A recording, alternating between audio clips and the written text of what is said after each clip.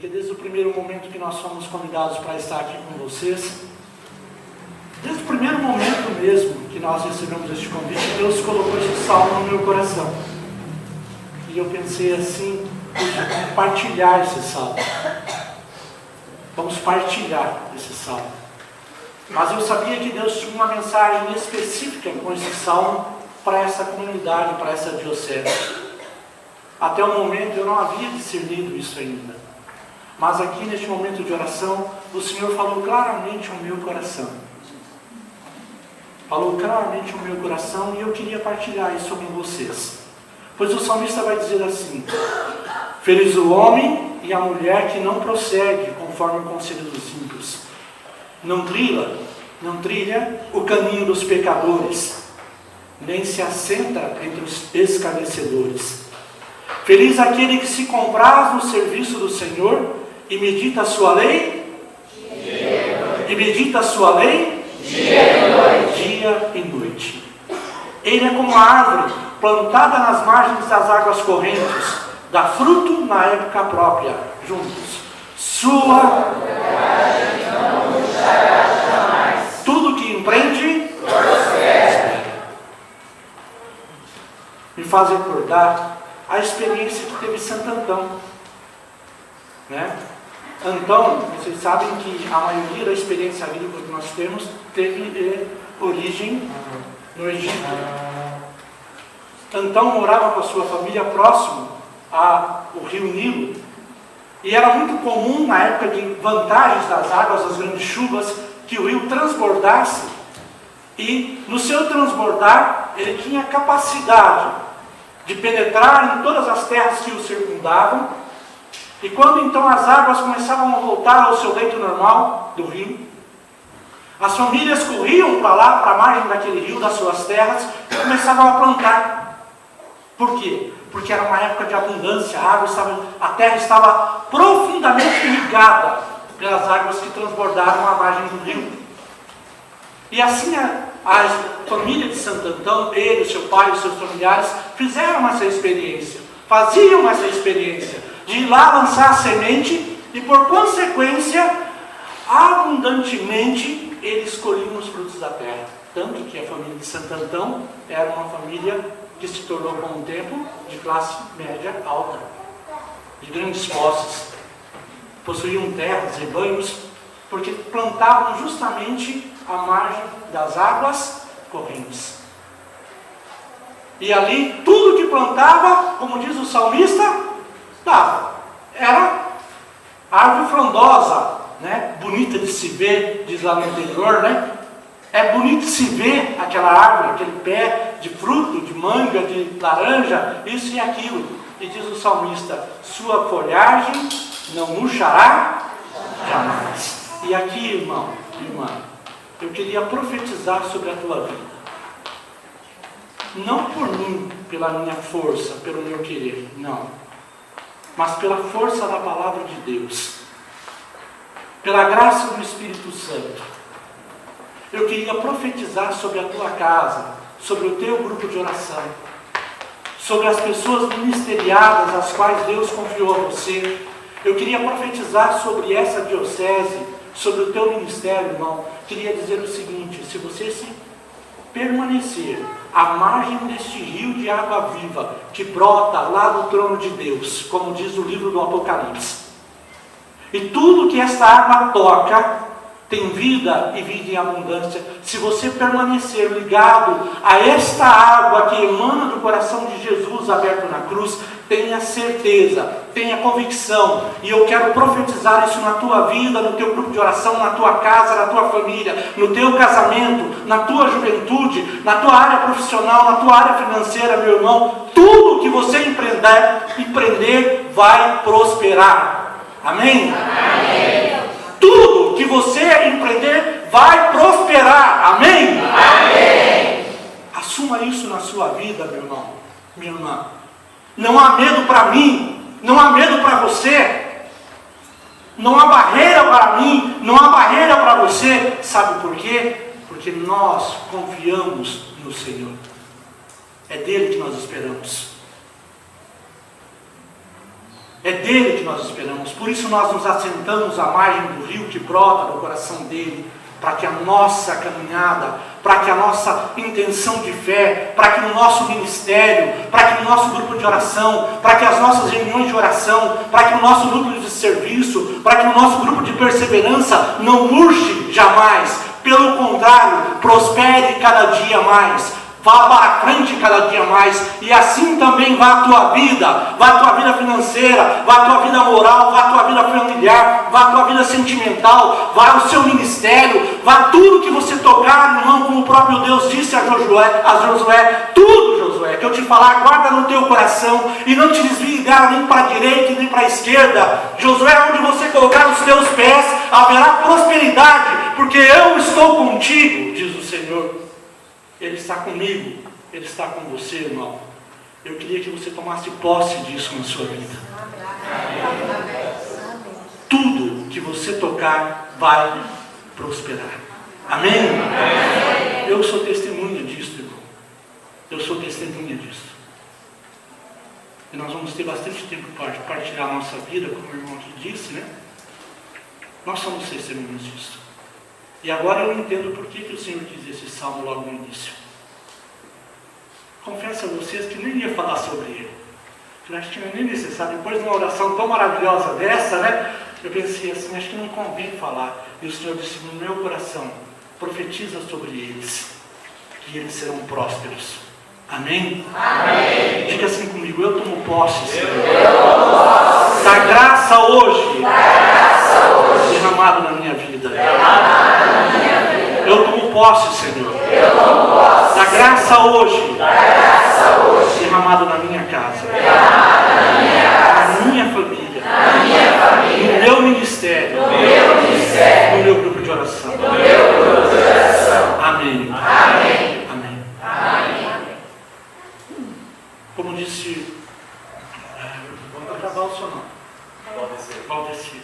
Até o final, estava assim. Como disse aqui o Valdeci, eu sou José Elias, minha esposa Hilda.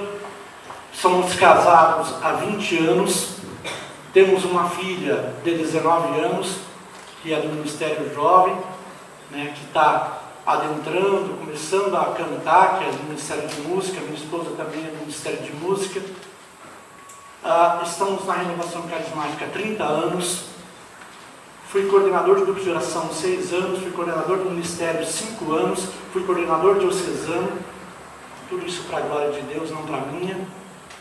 E, por circunstâncias profissionais, Deus nos mandou, literalmente, Deus nos mandou para Pato Branco. Né? Deus nos mandou para Pato Branco.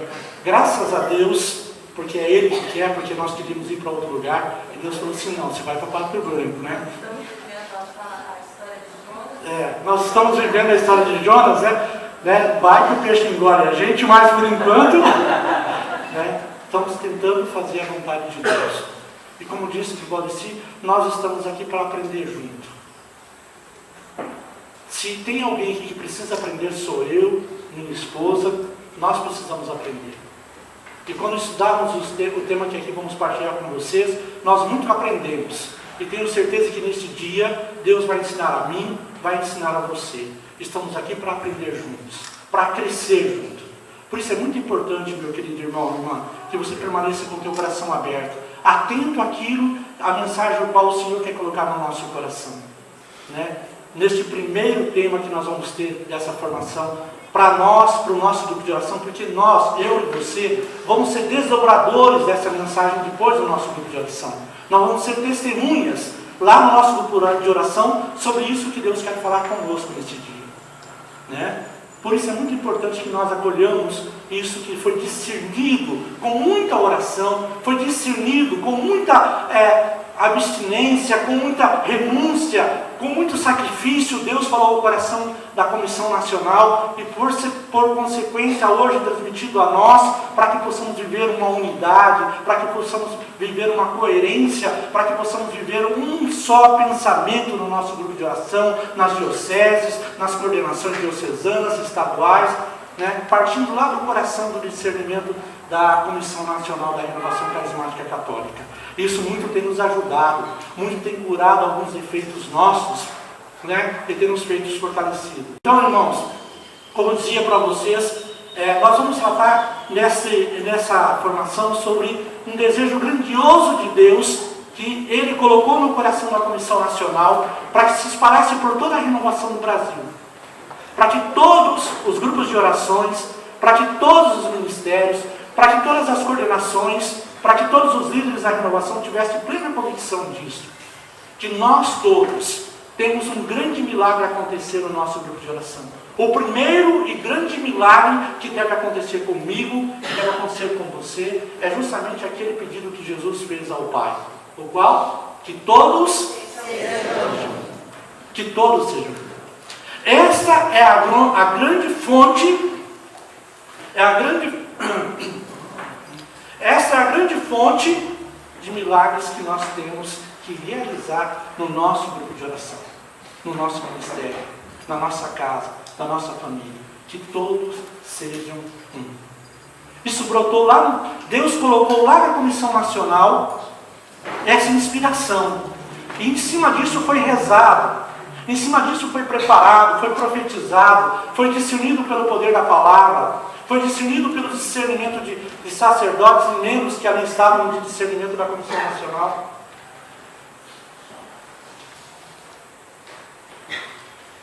E hoje é trazido a mim e a você para que possamos vivenciar essa mesma experiência, que todos sejam um. Por isso é muito importante a gente estar inserido num grupo de oração, né? Eu faço parte do grupo de oração São Francisco, da Igreja Matriz São Pedro, lá de Pato Branco. O nosso coordenador está aqui, o Joãozinho, né, Joãozinho? Deus seja louvado. Ele mais o pessoal de Pato Branco que está ali, né? É o coordenador do jovem, o Henrique, né? Está aí também, né, Henrique? Aí também, né? Nós fazemos parte do grupo de oração lá, então, da Igreja Matriz São Pedro, o grupo São Francisco, é isso, né? Né, João? É isso mesmo, né? É que às vezes é tanto grupo de oração que a gente se perde um pouco no nome. Isso é muito importante que aconteça entre nós, para que a gente, assumindo esta personalidade do querer de Deus de ser um, nós possamos repactuar isso no nosso grupo de oração. Então nós vamos entrar aqui nessa apresentação que nos é pedido. A Comissão de Unidade do Conselho Nacional oferece à renovação do Brasil, por intermédio desse ensino, uma profunda reflexão, um profundo estudo e reflexão sobre o pedido de Jesus ao Pai, para nós, expressado durante a oração sacerdotal, que todos sejam um. Este é um querer de Jesus, né? Este é um querer de Deus, que todos sejam um. E nós vamos durante esse dia entender por que Ele quer que nós sejamos um. Por que Ele quer? Nós vamos entender que tem coisas que nós damos mais valores do que a própria oração sacerdotal de Jesus. E aí essas coisas que nós damos mais valores não acontecem porque existe um bloqueio, existe algo mais importante que não está acontecendo, que é mais ainda a vontade de Deus, e a gente não vê as outras coisas acontecerem, porque aquilo que de fato é para acontecer, que é o cerne da evangelização, do anúncio da Boa Nova, não está acontecendo, né? O querer de Deus é que nós todos sejamos um. E a meta que precisamos atingir, a fim de que nosso testemunho seja eficaz a partir da vivência diária dos frutos do Espírito Santo, frutos esses que são as portas que se abrem na unidade. Por isso é importantíssimo a expressão de São Paulo, quando ele escreve a carta aos Colossenses, no capítulo 3, o verso 8 a 14. Vocês querem pegar comigo para a gente ler?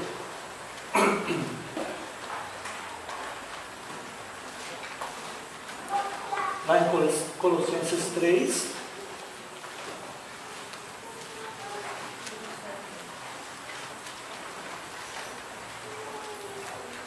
três, 8 a 14.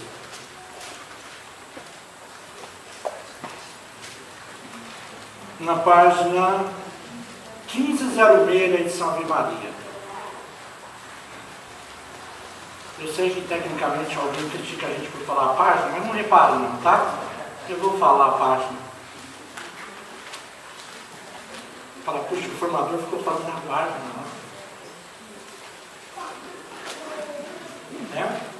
Então, o que a gente precisa atingir para que o nosso testemunho seja eficaz? Lembra lá na igreja primitiva, quando as pessoas olhavam no início da igreja primitiva, os apóstolos, os discípulos, os seguidores, os piedosos, as piedosas que estavam acompanhando os discípulos, quando eles olhavam para ele e falavam assim, nossa, como eles falam bem, era isso ou não? Quando eles falavam, nossa, quanto dinheiro, quantos bens eles têm, nossa, como eles cantam bem, era isso que eles falavam?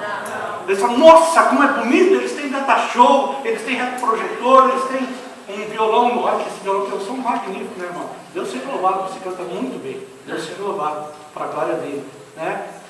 Nossa, eles têm um músico que canta muito bem, tem um coordenador que se dedica ao máximo, era tudo isso que eles viam?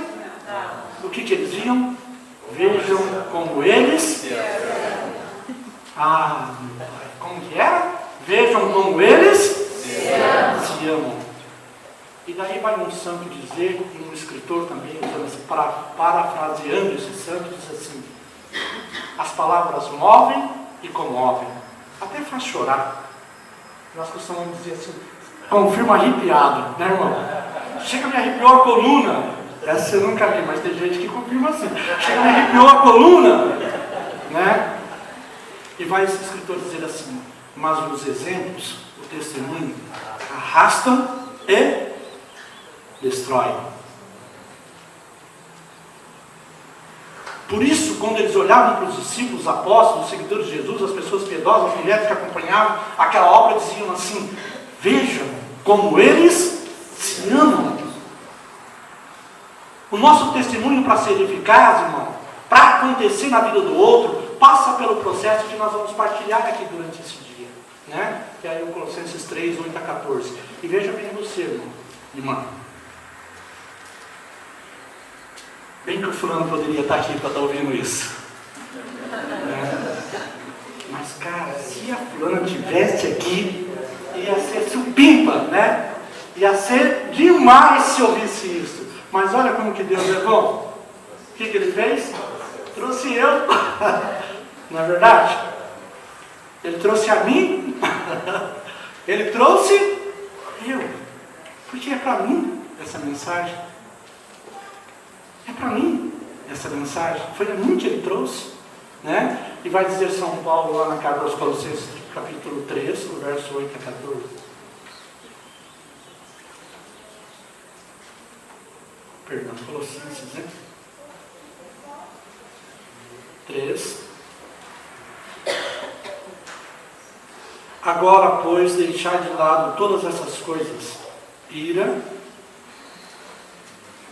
animosidade, maledicência, humildade, doçura, paciência, junto ao verso 13 e 14. Suportai-vos uns aos outros e perdoai-vos mutuamente toda vez que tiverdes queixa contra outro. Como o Senhor vos perdoou, assim perdoai também vós. Mas acima de tudo, revesti-vos da caridade, que é o vínculo de perfeição. Palavra do Senhor. Mas acima de tudo, revesti-vos o quê? De caridade, que é o vínculo da perfeição. Este é o vínculo. É o amor pelo outro. É o zelo pelo outro, pelo cuidado. Por isso Paulo vai dizer, você já tirou aquela veste velha, dizia o irmão, esse copo me lembra água, né, irmão? Já tirou essas feridas, essas tranqueiras, este lixo? Você já rasgou aquilo que era velho, aquelas vestes velhas, que trazia tudo isso impregnado na nossa história, seja ela familiar, social, profissional, tudo aquilo que trazíamos como negatividade contra o outro, ou até mesmo contra o meio, foi arrancado de nós a partir do momento que nós encontramos Cristo Jesus. É assim ou não é? Quando você conheceu Jesus, nossa, quando eu conheci Jesus foi um impacto na minha vida, a gente costuma dizer, né? Foi um impacto. Tudo que eu tinha foi transformado, foi tirado de mim, e agora eu me sinto, como diz Paulo na carta aos Coríntios, capítulo 5, verso 17, tudo que era velho passou, eis que agora tudo é novo, nova criatura. E E vem Paulo nos orientar, revestidos da caridade, pois isto é o vínculo com a perfeição. Você quer ser santo, irmão? Sim ou não? Sim. Quem aqui quer ser santo, levante a mão. Amém, Deus seja louvado, né? Se não quiser ser, está no lugar errado, né? Está na caminhada errada. E olha o que nos conduz à profunda santidade, a caridade, né? Por isso mas acima de tudo revestimos a caridade, que é o vínculo da perfeição.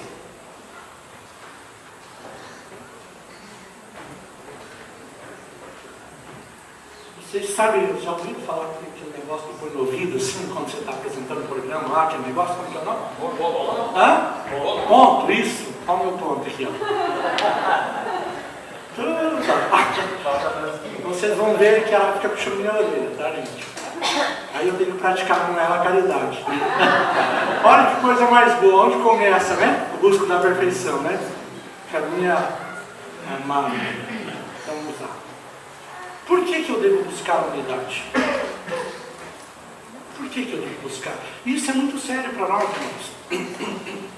Dizia alguém esses dias, me encanta ver pessoas que estão dentro da igreja, estão há muitos anos dentro da igreja, pessoas que até servem na igreja, mas me deixa triste ver que essas pessoas não têm Deus, a igreja dela, dentro do seu coração. Sabe o que é isso? É quando o nosso testemunho falha. É quando o nosso testemunho falha. Porque as pessoas olham o que nós fazemos, não o que nós falamos. Eu ando já andei por esse Paraná, já andei por vários lugares, estive no Paraguai pregando. Por mais de 15 anos, comentava com o irmão esses dias, por mais de 15 anos a gente não teve um final de semana. Andamos por muito lugar, pregando. Por muitos lugares já estive, né? Ministério, né? Onde você pensar, no Paraná a gente já andou. Mas uma das coisas que mais me encanta não foram as palavras que nós dissemos, mas foram os testemunhos que nós praticamos. Lá com meus amigos de trabalho, eles olham, até percebo isso, porque eles olham as palavras que eu falo. Mas o mais interessante, o que eles mais comentam, é as atitudes que eu tenho. Porque, irmão, irmã, as nossas atitudes com Deus, elas são prósperas. Elas são prósperas. Por isso nós podemos pensar entre nós aqui, por que buscar essa unidade? Por que eu devo buscar essa unidade? Né? Primeiro, porque Jesus pediu ao Pai. Jesus, no momento derradeiro que antecedeu a sua morte, nos ensinou a orar, no sentido de mostrar o que ele vai nos pedir como algo de suma importância para a nossa vida, para a nossa comunidade.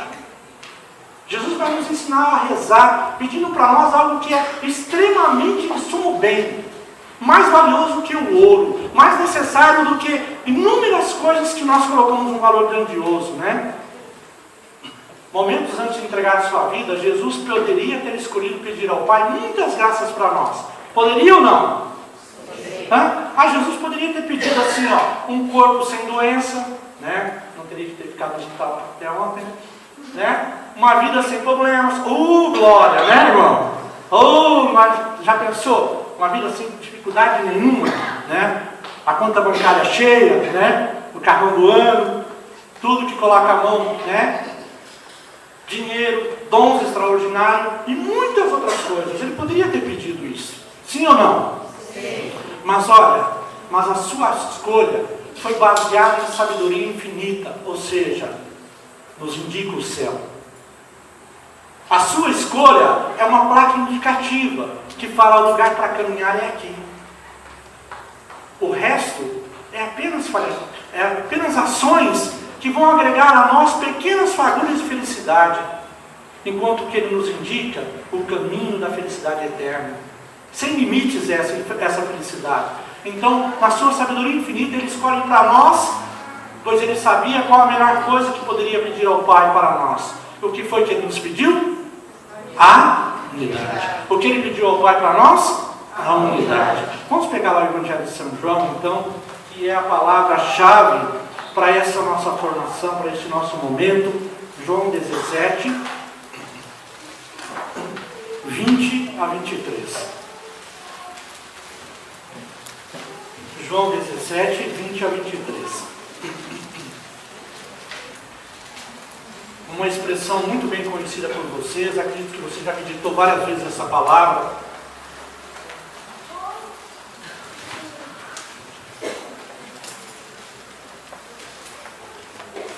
Não rogo somente por eles, mas também por aqueles que por sua palavra hão de crer em mim.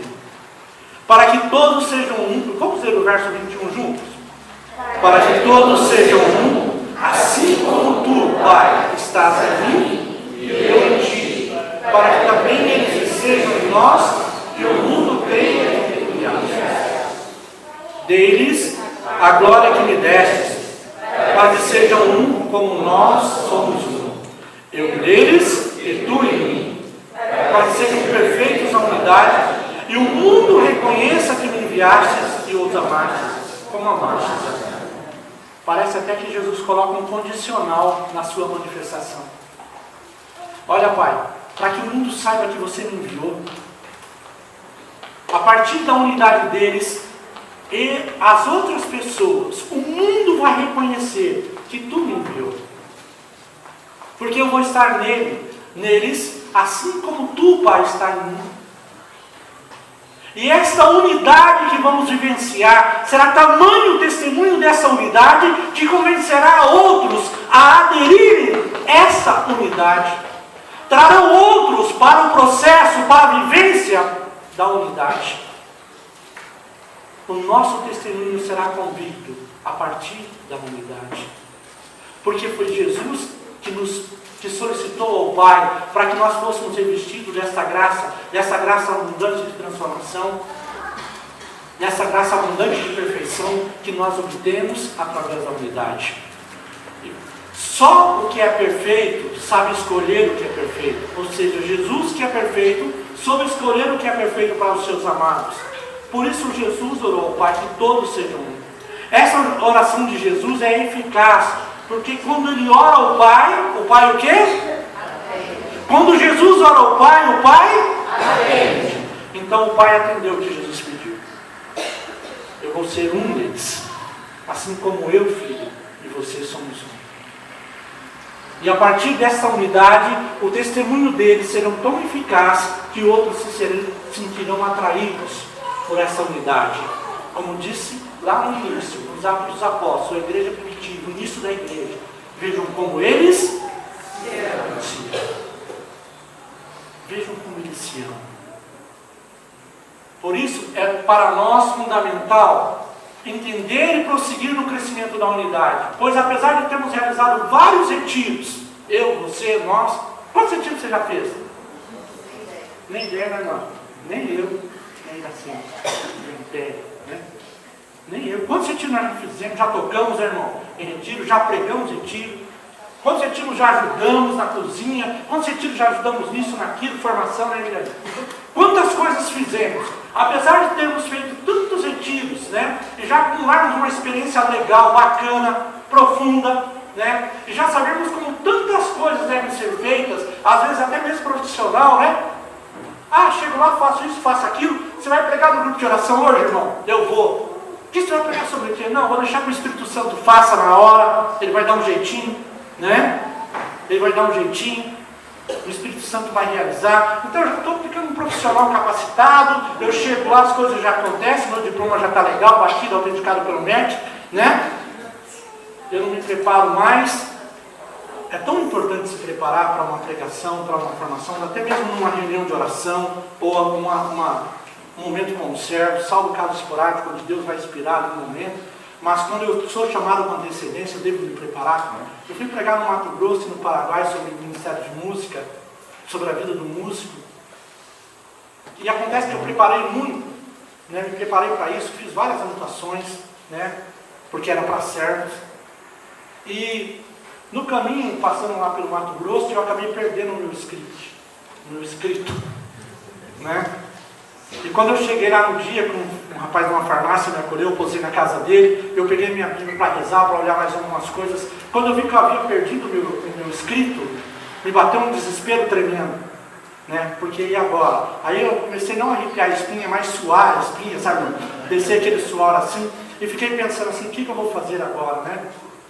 Mas como eu tinha preparado aquilo, como eu tinha estudado aquilo, eu perdi o meu papel, mas Deus tinha tudo escrito no meu coração, na minha alma. E vou dizer para você, para a glória de Deus, foi um momento abençoado.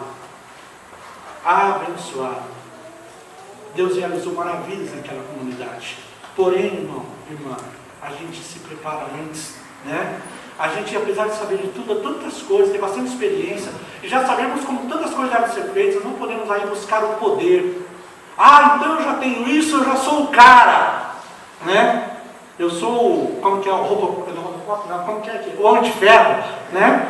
Ou o Capitão América, né? Agora qualquer coisa, eu posso até parede se deixar, né? Porque agora eu já tenho poder, porque eu sei essas coisas, porque eu já fiz retiro com hidromita, né? Eu fiz com o Padre de Grandes, né? Porque eu sou isso, porque eu sou aquilo, recebi esse fulano em casa, porque eu sou... Não, meu irmão, minha irmã, sem desmerecer essas coisas, me entendam bem, por favor, me entendam bem, sem desmerecer qualquer pessoa ou qualquer ato ou atitude, isso não nos dá poder, serve para o nosso crescimento interior e nos conduz à caminhada mais fortalecida.